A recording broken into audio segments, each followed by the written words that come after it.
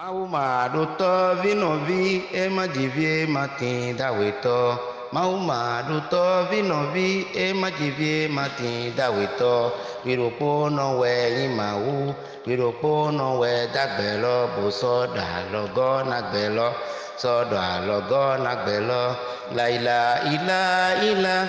Laila ila ila ila la ila.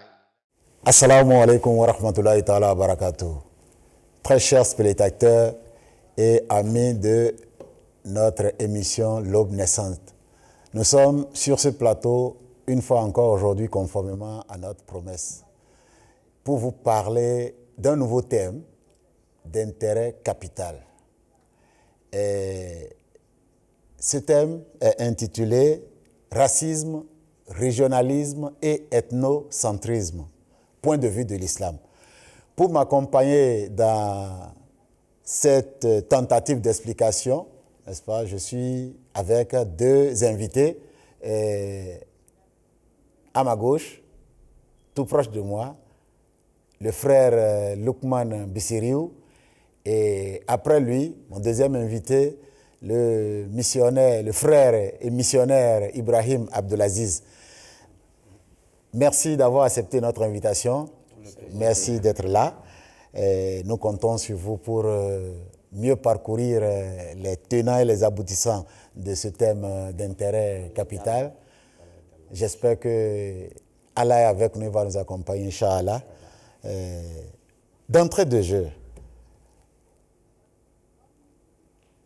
je voudrais savoir quelle définition, n'est-ce pas, apporter à l'éclaircissement des trois mots de ce thème: racisme, régionalisme et ethnocentrisme. Le frère Lukman Bissiriou.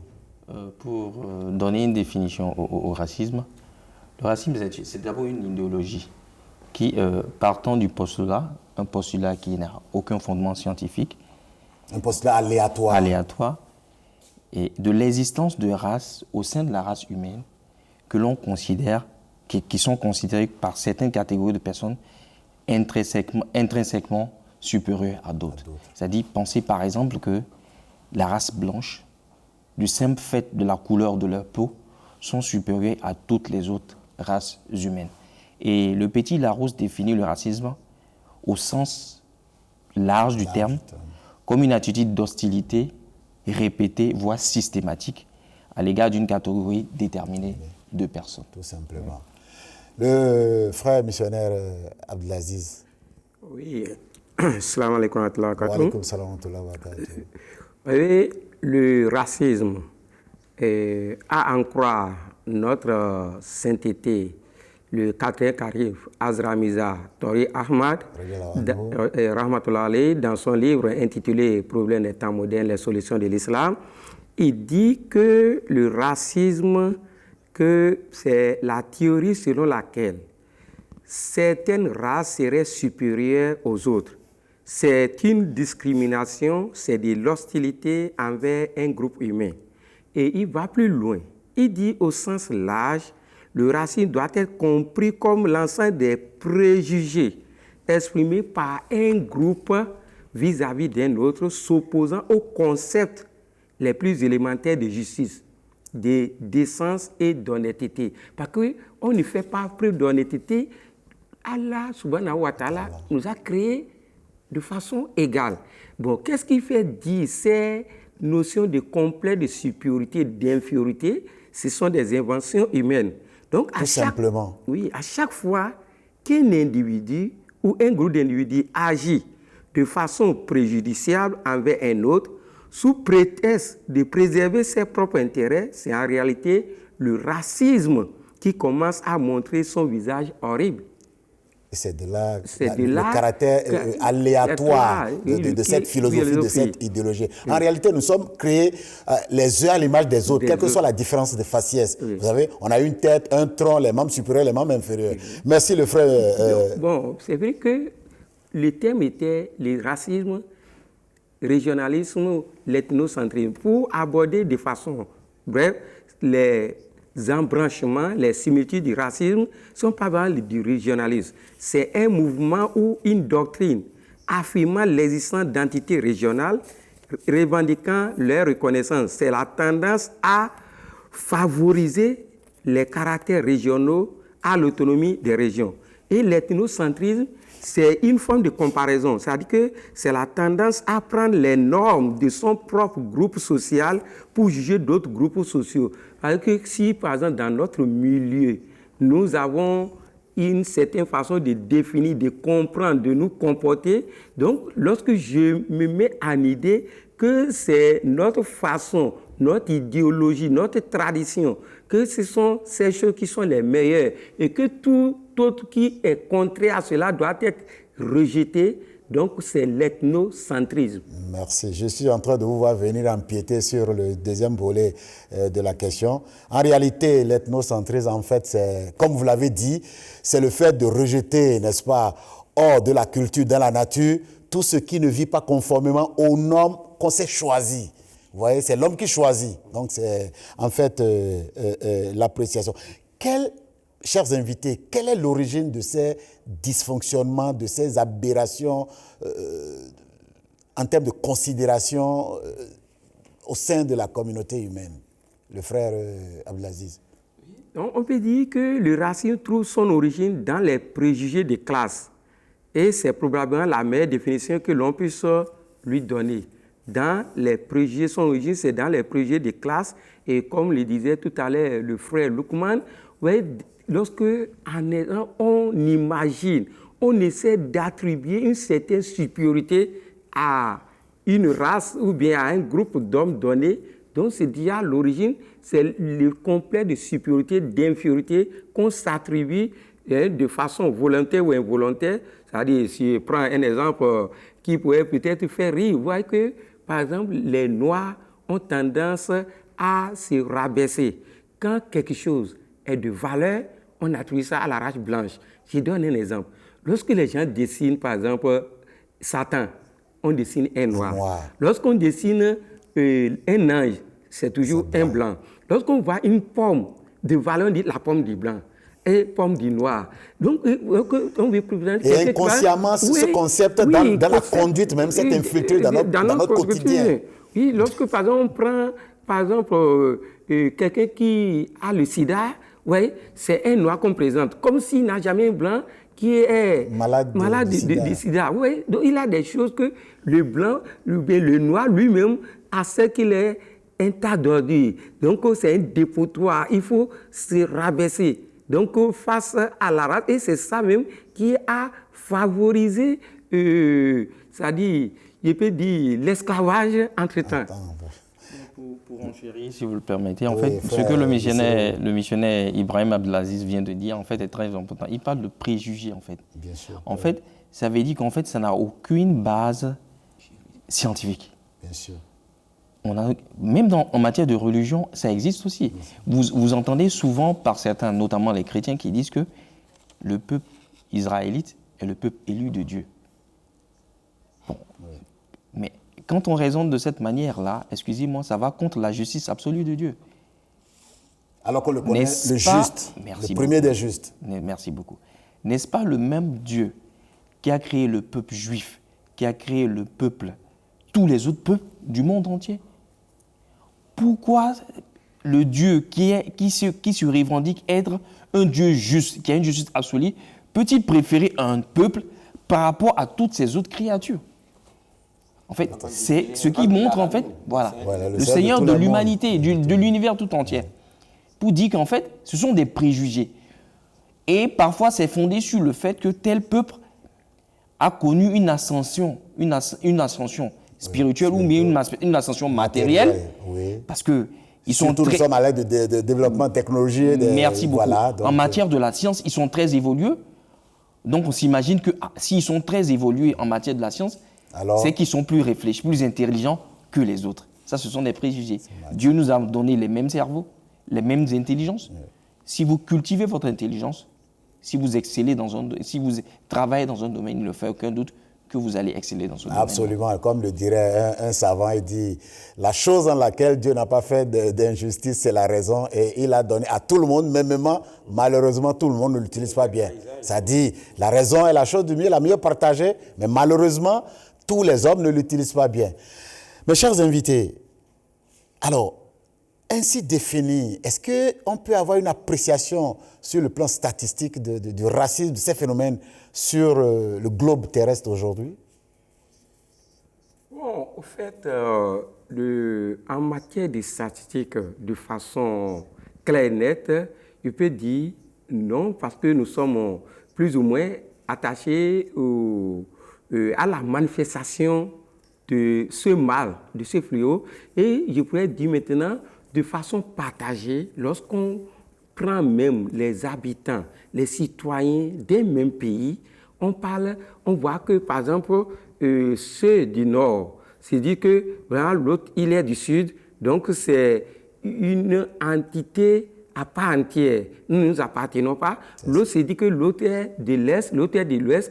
Et aussi, même ça rentre dans le domaine commercial. Quand on parle des pays du Nord, les pays du Sud, ou bien des fois, on nous attribue comme l'Afrique, on dit les pays en voie de développement pour nous racheter. Moi, je me dis à chaque fois, quand on est en voie, on n'arrive jamais à destination. Donc, c'est une façon de pouvoir dire que ces pays-là sont, c'est-à-dire marginalisés ou bien ne sont pas des nôtres. Donc, on peut dire qu'au niveau des statistiques, que ça se trouve dans tous les pays, même au niveau des animaux. Vous voyez, non? Donc, même au sein de la même famille, on se dit non, si moi je suis garçon, ma soeur est une fille, et vous voyez que c'est elle qui est destinée à travailler. Moi, un garçon, je ne peux pas faire ses travaux. Donc, vous voyez que c'est même dans le foyer, les statistiques de ça commencent à se développer là. Donc, la manifestation est tellement grande et l'expansion est spectaculaire. Et à vous entendre parler, voilà, même que vous faites lorsque vous donnez les explications de ces problématiques-là, il doit y avoir des conséquences liées à ça, justement, au sein de la communauté humaine. Justement, les conséquences sont énormes. Parce que lorsque lui, ou bien moi, je me dis que je suis supérieur, ce complexe de supériorité, lui inférieur, l'autre inférieur, ça crée des frustrations. Et ces frustrations engendrent des soulèvements, des conflits, c'est-à-dire qui conduisent parfois à la guerre, aux affrontements. Et si nous prenons le cas, par exemple, du traitement inhumain que les chrétiens de l'Europe occidentale ont fait subir aux Juifs pendant plus de 1000 ans, on pourrait dire que c'est une chose du passé, mais ça reste gravé dans les mémoires. Si on prend le cas de l'attitude des nazis pendant les années 1930-1940, donc c'est encore gravé dans les mémoires. Le cas de l'apartheid en Afrique du Sud, tout proche de là, de cela quelques décennies. Donc vous voyez qu'on disait, quand on était au collège, on écrivait l'apartheid est un crime contre l'humanité. Vous voyez? Donc les conséquences sont énormes, sont dévastatrices parce que l'humanité perd beaucoup du fait de cette notion, cette théorie de supériorité ou d'infériorité. D'accord. Merci le frère, notre frère missionnaire Abdelaziz. Le frère Loukman Bissirou, vous avez un... Oui, juste un additif pour renchérir à ce que le missionnaire Ibrahim Abdelaziz avait dit. Dans son livre intitulé « Problème des temps modernes, solution de l'islam », le 4e calife du Messie promis, alayhi salatu wassalam, a dit, il a considéré le racisme comme la plus grande menace à l'égard de la paix mondiale, en fait, le racisme. Et le missionnaire a cité plein d'exemples, en fait, des drames qu'a causé le racisme dans notre monde aujourd'hui. Vous voyez, en fait, c'est un mal, c'est une idéologie qui est dévastatrice, en fait, du genre humain. Et c'est l'ignorance qui amène l'homme, qui pousse l'homme à considérer qu'il est supérieur à l'autre. Et regardez, par exemple, les recherches scientifiques ont déterminé, en fait, que l'Afrique était le berceau de l'humanité. Ouais. Autrement dit, Dieu a créé une seule race. Et c'est de cette race-là qu'est issue toutes les autres races du monde entier.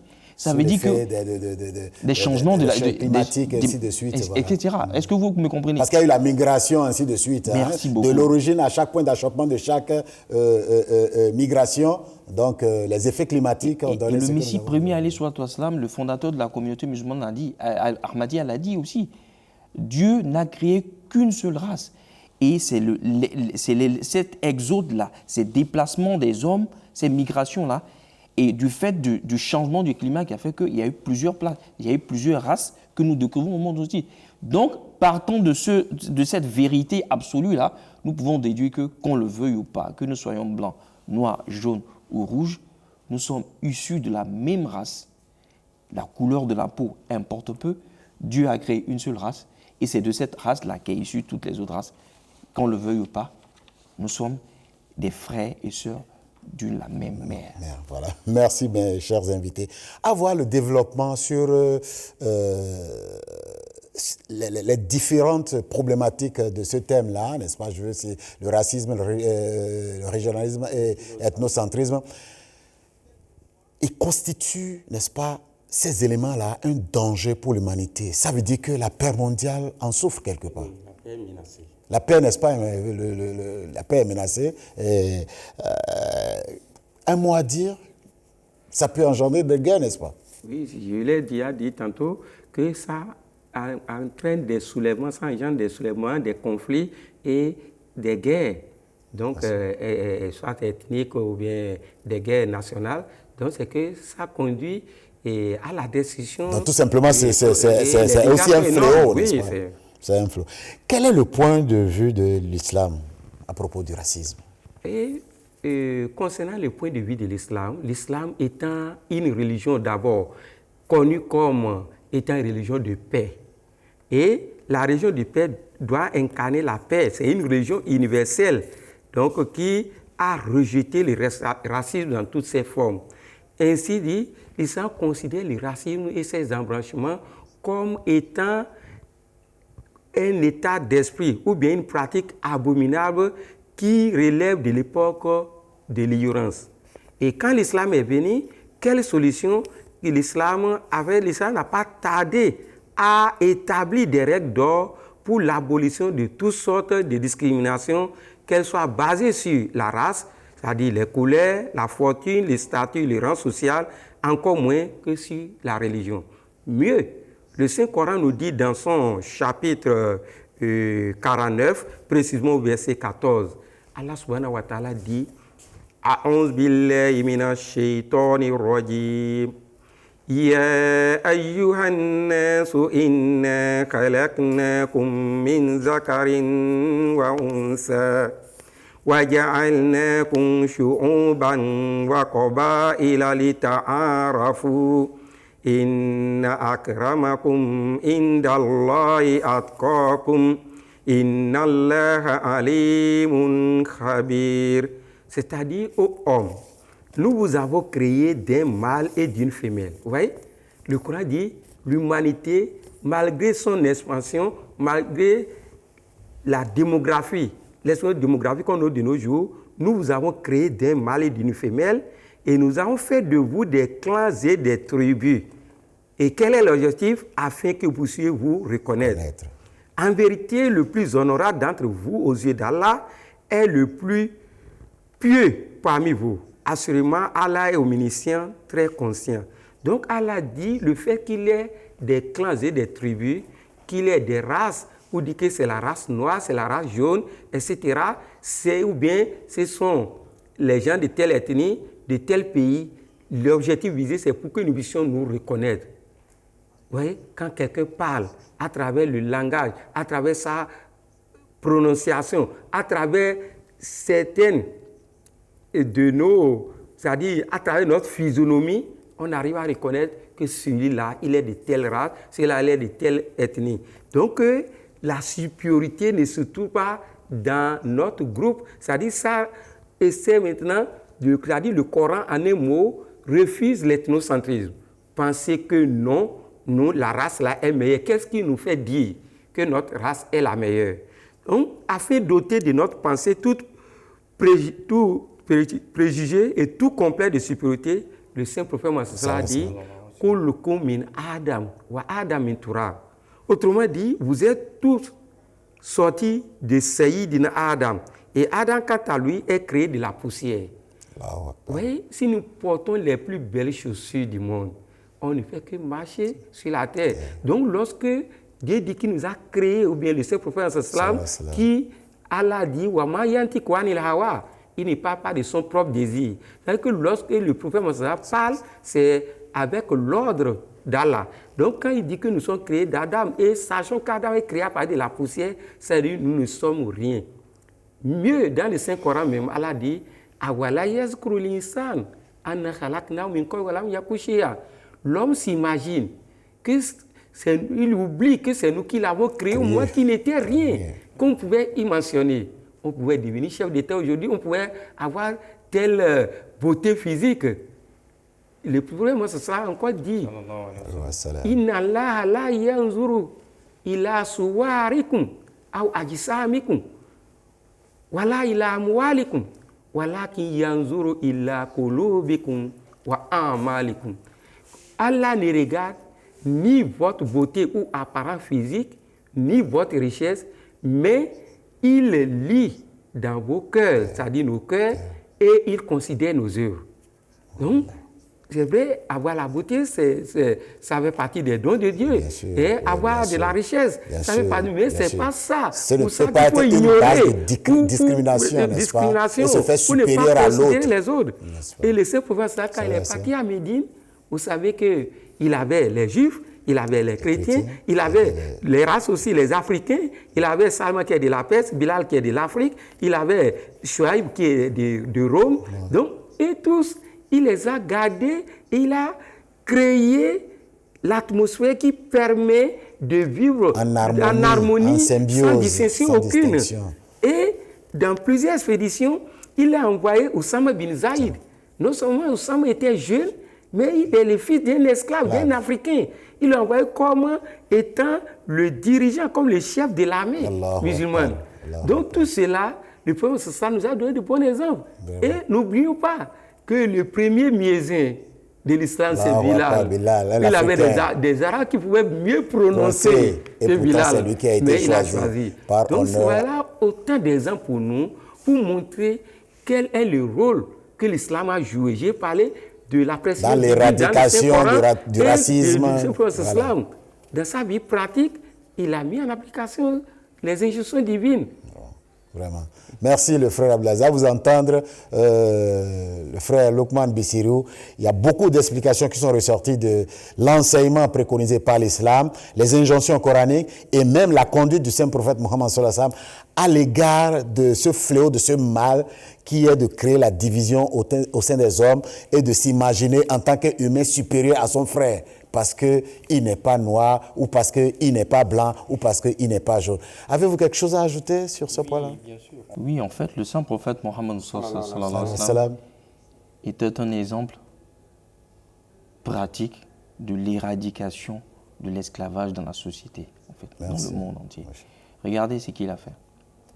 Pour montrer aux musulmans, notamment aux Arabes, qu'ils n'avaient aucun droit de supériorité sur les non-arabes. Qu'est-ce que le prophète Mohammed sallallahu alayhi wa sallam, le saint prophète Mohammed sallallahu alayhi wa sallam a marié son esclave noir Zaïd avec sa cousine, une noble femme de la tribu arabe, Zainab.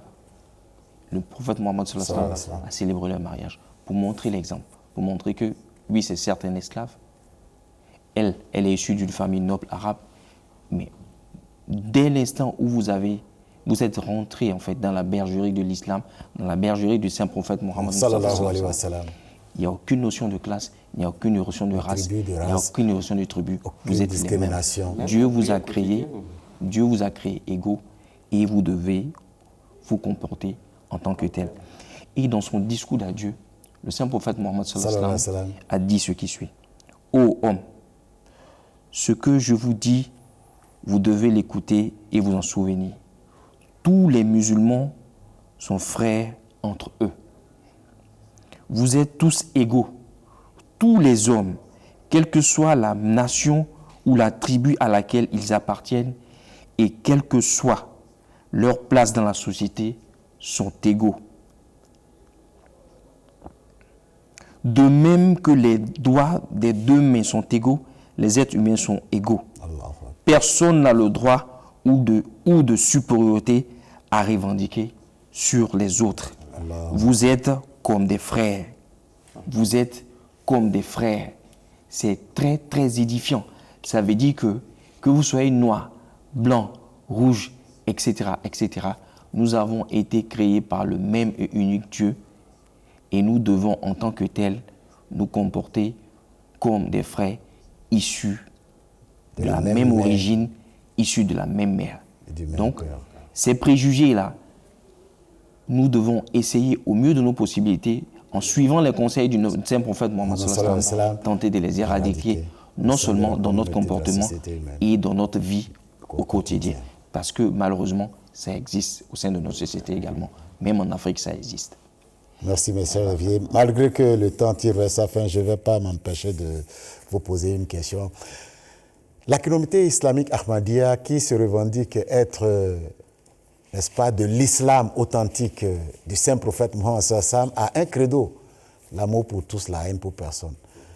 Pensez-vous que communément, nous, au sein de la communauté islamique Ahmadiyya, ce n'est pas pour certains une chanson et pour d'autres une réalité au quotidien? Est-ce que nous nous conformons tous, n'est-ce pas, à ce principe, le frère Lukman? Vous savez,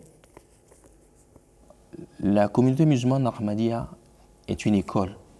C'est une école spirituelle où chacun de nous évolue dans cette école-là dans le but de réaliser l'objectif de son existence, c'est-à-dire adorer Allah en toute exclusivité et tenter au mieux de ses possibilités de remplir son devoir vis-à-vis de l'humanité.